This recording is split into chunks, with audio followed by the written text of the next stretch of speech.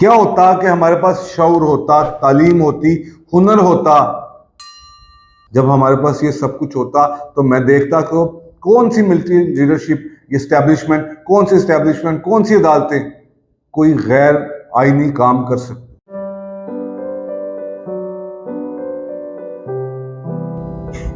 मुंतजिर मेरे जवाल के थे, मेरे अपने भी कमाल के थे। मैं हूं यासिर मलिक एडवोकेट और आप देख रहे हैं एस्केप फ्रॉम केज। पाकिस्तान दुनिया के उन चंद ममालिक के अंदर शामिल हो चुका है जहां पे रूल ऑफ लॉ कोई सिस्टम ढूंढने से भी नहीं मिलता। बीइंग अ पाकिस्तानी, अगर मैं इस सिस्टम और इंटरनेशनल मीडिया और तमाम ममालिक का जब मैं तकाबली जायजा लेता हूं तो मुझे सिर्फ एक चीज नजर आती है कि बीइंग अ पाकिस्तानी, मेरे अंदर वो खुददारी, मेरे अंदर वो अज़्म, मेरे अंदर वो तमाम चीजें कहीं दूर खो चुकी हैं। हम एज अ अवाम हमेशा उन लोगों का कसूर गर्दानते हैं जो इस मुल्क के इख्तियार जिनके पास है, जो अरबाब इख्तियार है, लेकिन बीइंग अ अवाम हमने कभी अपने इख्तियारात और अपने कंडक्ट का कभी भी अखाता नहीं किया, ना हमने इसके ऊपर कोई बात की। हर बार हमारी खामोशी ने इस मुल्क के हालात को मजीद बिगाड़ दिया, लेकिन हम फिर भी खामोश रहे। हम आज भी खामोश हैं। तमाम लोग ये समझते हैं कि हम इमरान खान की बात करते हैं। इमरान खान अब एक सिंबॉलिक वैल्यू और सिंबॉलिक हैसियत इख्तियार कर गया। अब इमरान खान सिंबॉलिक क्यों हो गया, डिस्कशन करनी इस पे बनती। पाकिस्तान के अंदर सिस्टम क्यों नहीं है, क्यों अमेरिकन एक सफीर बल्कि एक चौकीदार, एक कोई उनका अदना सा मुलाजिम भी हमारे पूरे सिस्टम को हिला के रख देता है, ऐसा क्यों? जबकि साथ ही कुछ 100 किलोमीटर के फासले पे एक मुल्क भारत वाक़या है जहां पे G20 की कॉन्फ्रेंस आज भी हो रही है, लेकिन उनके प्रोटोकॉल चेक करें जो उन्होंने दूसरे ममालिक के लोगों को दिए। यानी कि आम वजीर मुशीर जाकर अमेरिका या दूसरे ममालिक के जो सरबराहान मुमलिकत है उनको लेने जाते हैं। ये एक पैगाम था अपनी खुददारी का, अपनी सेल्फ रिस्पेक्ट का, जिसे शायद एक पाकिस्तानी के तौर पर मैंने कभी फील नहीं किया, आपने कभी फील नहीं किया।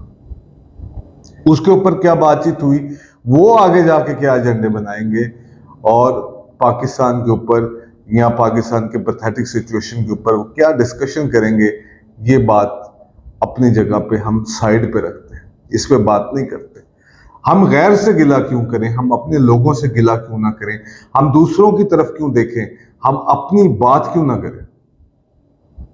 पाकिस्तान में रजीम चेंज ऑपरेशन हुआ, वो डोनाल्ड लू का साइफर याद कीजिए जिसे इमरान खान साहब ने जलसे के अंदर लहराया था, जिसको कौमी सलामती की कमेटी की मीटिंग्स के अंदर जिसके ऊपर एहतजाज किया गया था, सब कुछ किया गया था। आज उसी केस में इमरान खान पाबंद सलासिल भी है। अदालतों का कंडक्ट क्या है, ये सब कुछ समझने के लिए हमें कुछ चीजों का अहाता करना बड़ा जरूरी है। और कुछ सवाल हम वीडियो के एंड पे जनरल आसिम मुनीर साहब से भी करेंगे और उन अरबाब इख्तियारात से भी करेंगे जिन्होंने ये सब कुछ होते हुए देखा और वो इसका पार्ट बने, वो इसका बेनिफिशियरी रहे, लेकिन उनके ऊपर बात नहीं की जा सकती। पाकिस्तान में अगर आप लोगों को रेमंड डेविस का वाकया याद हो, जब 2 भाइयों को गोली मार दी गई थी, तब एक ऐसा शख्स जो कि शायद एम्बेसडर भी नहीं था, कोई सफारती उसके पास इम्यूनिटी भी हासिल नहीं थी, या थी एक आम सा आदमी जिसके लिए हमारा पूरा सिस्टम रातों रात जाग चुका था। उस वक्त के वजीर दाखिला, उस वक्त के कोर कमांडर, उस वक्त की पॉलिटिकल लीडरशिप क्या क्या करती नजर नहीं आई। नतीजा यह निकला कि सिस्टम ने चंद घंटों के अंदर रेमंड डेविस को यहां से निकाल के बाहर किया। पाकिस्तान का ये निजाम पाकिस्तान के किसी ताकतवर, पाकिस्तान के किसी माफिया को कोई सजा नहीं दे सकता, वो तो खैर जिस मुल्क का बाशिंदा था उसको दुनिया सुपर पावर के नाम से याद करती। आपको थोड़ी सी हिस्ट्री पर जरा नजर दौड़ाए तो आपको शायद उसामा बिन लादेन का एबटाबाद से बरामद होना भी याद आएगा, जिसमें जरदारी साहब ने उस वक्त मुबारकबादें दी थी अमेरिकन को, जबकि हमारा क्लेम यह था कि हमें हेलीकॉप्टर्स के न आने का पता लगा न जाने का पता लगा। हम तब भी शर्मिंदा नहीं हुए। हमारे लिए अमेरिकन की खुशनुदी इतनी जरूरी थी कि इसकी मिसाल हमें मिलती नहीं। हमने कौमी वकार, हमने कौमी मुफाद, हर चीज को पसे पुश्त डाल दिया। उस वक्त की मिलिट्री इस्टेब्लिशमेंट हो, उस वक्त की इस्टेब्लिशमेंट हो, उस वक्त की पॉलिटिकल लीडरशिप हो या आज तक हो, हर कोई अपनी इज्जत नफ्स पे, अपनी सेल्फ रिस्पेक्ट पे, अपनी खुददारी पे कंप्रोमाइज करता आया है। उन्होंने कहा लड़ो, हम लड़े। उन्होंने कहा कि आपने जहादी तंजीमें बनानी है, हमने बना दी। उन्होंने कहा कि अब उनको टेररिस्ट डिक्लेयर कर दो, हमने कर दिया। उन्होंने कहा कि हमें अड्डे चाहिए, हमने दे दिए। अगर पॉलिटिकल लीडरशिप वो काम नहीं कर सकती थी तो हमने मिलिट्री डिक्टेटरशिप के साथ वो काम किया। यही इस पाकिस्तान की सरजमीन ने ये और बहुत कुछ देखा। हमारी याददाश्तें कमजोर हैं, लेकिन हम सब इस तमाम मामले के अंदर भी खामोश रहे। आप लोगों को अपनी खामोशी मुबारक हो। हम आपसे इसकी बाबत कुछ नहीं कहते। जब साइफर लहराया गया, डोनाल्ड लू की वो जुबान आई, अब ये एक सर्टिफाइड फैक्ट है। वो साइफर था तो चोरी हुआ, था तो ऑफिशियल सीक्रेट एक्ट के जुमरे में आया। अच्छी खासी चलती गवर्नमेंट को चंद नासिर ने किसी के कहने पर उसका धड़न तख्ता कर दिया। जहां पे लोग मुल्जिम थे वहां से लोग इक़्तिदार के ईवानों के अंदर आ गए। केसेस इतनी तेजी से खत्म हुए कि इतनी तेजी से शायद पाकिस्तान का खजाना भी खत्म नहीं हुआ, पाकिस्तान की दौलत, पाकिस्तान के वसाइल, ये सब भी खत्म नहीं। उस वक्त की जो अशराफिया थी, मिलिट्री इस्टेब्लिशमेंट थी, जुडिशरी थी, पॉलिटिकल लीडरशिप थी, जो कि तमाम ओपोजिशन की जमातों का एक मजमुआ था, उन्होंने ये साबित किया कि पाकिस्तान में राज चलेगा तो सिर्फ माफिया का, और ताकतवर को यहां पर कोई कुछ नहीं कह सकता। और हमने सर तस्लीम हम शायद उस वक्त नहीं किया, जिसके नतीजे में इमरान खान साहब की गवर्नमेंट चली गई, जिसके नतीजे पे कोशिश की गई, जिसको उस वक्त की सुप्रीम कोर्ट ने, जो अब भी चीफ जस्टिस के तौर पे मौजूद हैं, उमर अता बंदयाल साहब, जिन्होंने रिवर्ट किया कासिम सूरी के उस डिसीजन को, रातों रात वहां पे कैदियों वाली वैन्स भी आ गई, सब कुछ हुआ। लेकिन ताकतवर और माफिया इतने स्ट्रॉन्ग थे कि उसके बाद जब भी कानून की हुक्मरानी की बात हुई, अदालत के अपने ऑर्डर्स की इंप्लीमेंटेशन की बात हुई, तो ये अदालत वो नहीं करवा सकी। तब वो कैदियों वाली वैन्स नहीं आई, तब कुछ भी नहीं हुआ। फिर एक बार माफिया ने हमारे मुंह पर एक थप्पड़ मारा और हमें यह रियलाइज करवा दिया कि पाकिस्तान में असल राज तो सिर्फ और सिर्फ माफियाज का। हम सब मुसलमान हैं, हम सब कुरान की वो आयतें पढ़ते हैं कि बुराई को जो हाथ से रोकेगा, हाथ से नहीं रोक सकते तो जुबान से रोको, जुबान से नहीं रोक सकते तो दिल से बुरा जानो, और ये ईमान का कमजोर तरीन दर्जा होगा। हमने शायद ये पढ़ा, हमने इसके ऊपर इम्प्लीमेंट नहीं किया। बीइंग अ मुसलमान, मैंने इस चीज पे बिलीव किया कि मेरी जान, मेरी इज्जत, मेरा वकार, सब कुछ अल्लाह ताला की तरफ बिलोंग करता है, लेकिन मैं फिर भी डरा रहा। तो आप सब लोगों को मुबारक हो, क्योंकि आप कहीं ना कहीं अपने इन हालात के जिम्मेदार जरूर हैं। वो तो ताकतवर हैं, उनको तो रिटायर हो जाना चाहिए था, लेकिन रिटायरमेंट के आखिरी दिन उनको इनाम दिया गया कि उनको पाकिस्तान का सबसे बड़ी पोस्ट इनायत कर दी जाए, उनकी झोली में डाल दी जाए। तो वो कौन सा एजेंडा था जो फॉलो किया जाना था? वो ये एजेंडा था कि पाकिस्तान की ना तो सेल्फ रिस्पेक्ट रहे, पाकिस्तान की ना तो कोई इज्जत रहे, ना पाकिस्तान का कोई म्यार रहे। और आज अल्लाह का शुक्र अदा करते हैं बीइंग अ कौम, आज वो ताकतवर और माफियाज और वो इंटरनेशनल एजेंडेज आज पूरे हो चुके। आज हमारे में कुछ नहीं रहा। इमरान खान इस तमाम चीज के अंदर एक रुकावट था और आज भी है, और शायद जब तक जिंदा रहेगा वो रुकावट रहेगा। तो आपने देख लिया कि खुददारी से जीने की जो कीमत थी वो इमरान खान साहब चुका रहे। और हमने तो खुददारी भी नहीं दिखाई बीइंग अ कौम, लेकिन हम फिर भी पैथेटिक और बुरे हालात के अंदर जिंदगी गुजार रहे।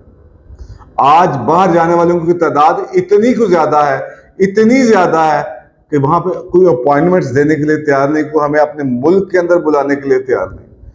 हमारे दूसरे मुल्कों में जाने के लिए तरह तरह की रिस्ट्रिक्शंस और पाबंदियां लगाई जा रही।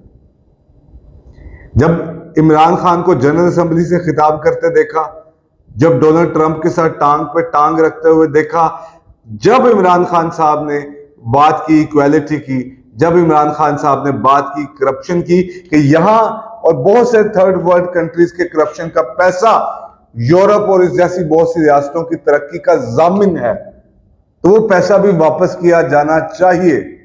जब कोई शख्स इस तरह की बातें करेगा, खुददारी की बातें करेगा, इसके बावजूद कि वो उस वक्त कमजोर था, तो वो क्यों कर गवर्नमेंट में रह सकता था? फिर उसकी जो खुददारी थी उसका नतीजा यही निकलना चाहिए था जो इमरान खान साहब के साथ आजकल हो रहा है। और मेन टियर की लीडरशिप, मेन टियर के वो वर्कर्स, वो खवातीन हैं, वो मर्द हैं, वो बच्चे हैं, वो बूढ़े हैं, सबके साथ एक जैसा सलूक किया जा रहा है, क्योंकि इमरान खान आखिरी रुकावट है इस मुल्क की बर्बादी को पूरा करने के लिए। अब जो ताकतवर और माफियाज हैं वो इस रुकावट को खत्म करना चाहते हैं। आप डोनाल्ड लू की बात करें, यूएसए के एम्बेसडर की बात करें, इतनी मुलाकातें ऑन रिकॉर्ड हैं। ये opposition leader, chief election commissioner, establishment के नुमाइंदों के साथ, मिलिट्री इस्टेब्लिशमेंट के साथ वो रोज मिलता जाता है। हम उसको नहीं रोक सकते। हम उसको रोकें भी क्यों? क्योंकि हमारे पास एक कौमी सालमियत, कौमी खुददारी और कौमी गैरत इस टाइम मौजूद नहीं है। हम इस्लामी ब्रदर्स की बात करते हैं कि वो हमारे सऊदी अरब के साथ नस्ल दर नस्ल रिश्ते मजबूत हैं, इस्लाम के रिश्ते हैं। कौन से रिश्ते जनाब? जब आपकी कोई इज्जत नहीं होगी, जब आपका कोई वकार नहीं होगा, जब आपकी कोई खुददारी नहीं होगी, जब आपकी कोई सेल्फ रिस्पेक्ट नहीं होगी, तो कौन सा ब्रादराना मुल्क और कौन सी ऐसी चीज? आज दुनिया एक कमर्शियल प्रोस्पेक्ट के ऊपर खड़ी है, जहां पे आपके पास कुछ होना चाहिए। अपने बच्चों को आपने ट्रेंड नहीं किया, आपने उनको कोई स्किलफुल एजुकेशन नहीं दी, उनको कोई रोजगार के मौके नहीं दिए।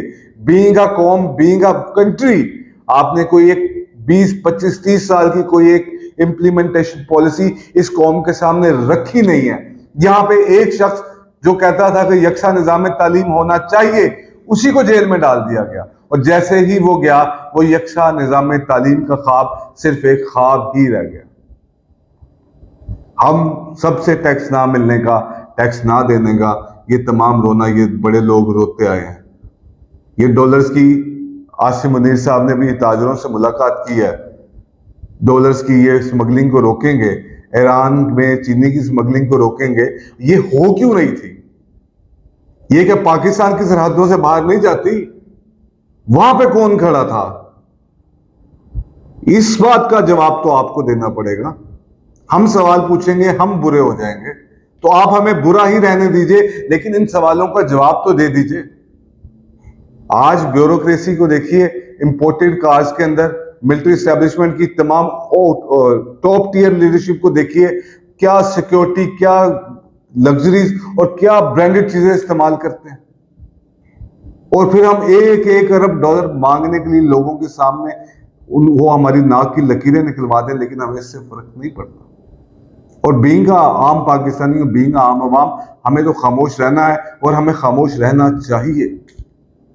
याद रखिएगा एक बात कि Imran Khan is the last hurdle which the ताकतवर एंड माफिया फेस।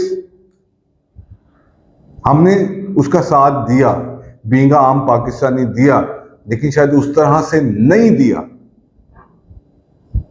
क्या होता कि हमारे पास शऊर होता, तालीम होती, हुनर होता। जब हमारे पास ये सब कुछ होता तो मैं देखता कि कौन सी मिलिट्री लीडरशिप एस्टैब्लिशमेंट, कौन सी एस्टैब्लिशमेंट, कौन सी अदालतें कोई गैर आईनी काम कर सकती, लेकिन हमारे पास ये सब चीजें नहीं थी। आसिम मुनीर साहब अब हमारे हेड हैं।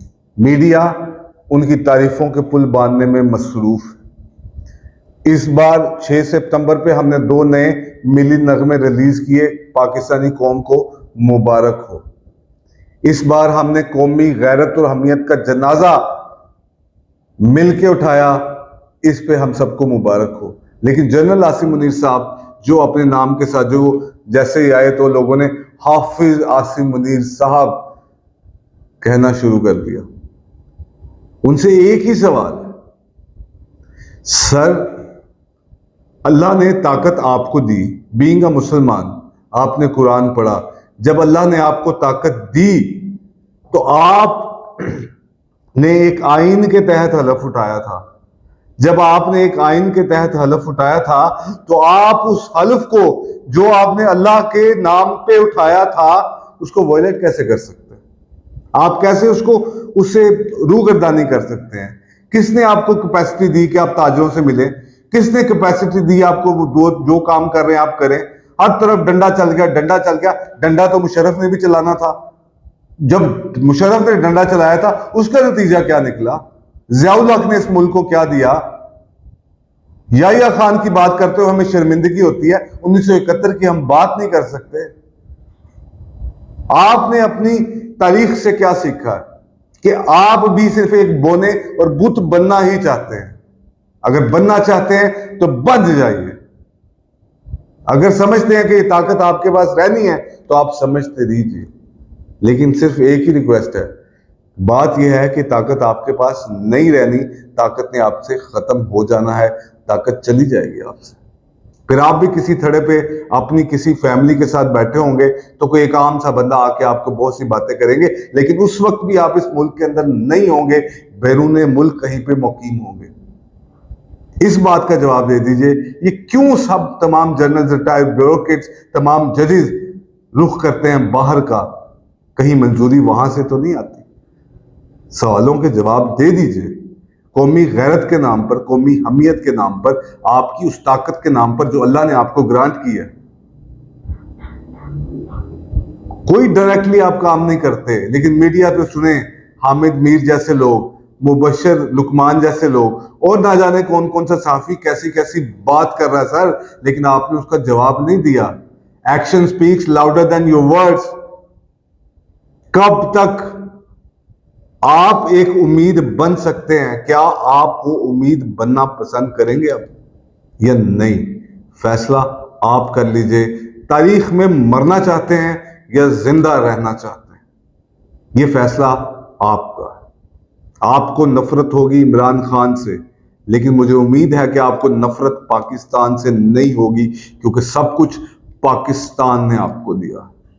इमरान खान बीइंग आइडेंटिटी या इंडिविजुअल नहीं, वो एक टेस्ट केस बन चुका है आपके सामने, मेरे सामने, इस अवाम के सामने। इसके साथ ही मुझे इजाजत दीजिए।